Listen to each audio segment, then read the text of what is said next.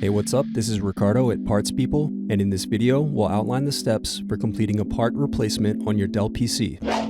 Visit our website and use this coupon for a 5% off discount.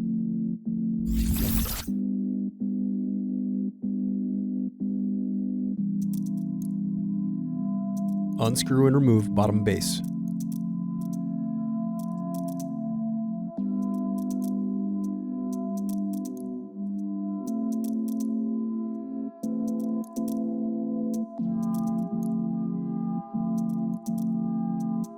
Now unscrew and disconnect battery.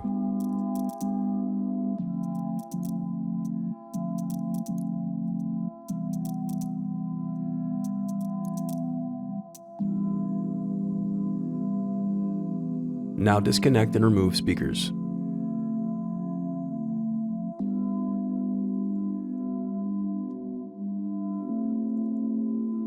Thanks for watching. Don't forget to like and subscribe if you enjoyed this video. And if you need more, check out this playlist to watch other tutorials for your laptop. You can also click here to find parts for your laptop at partspeople.com.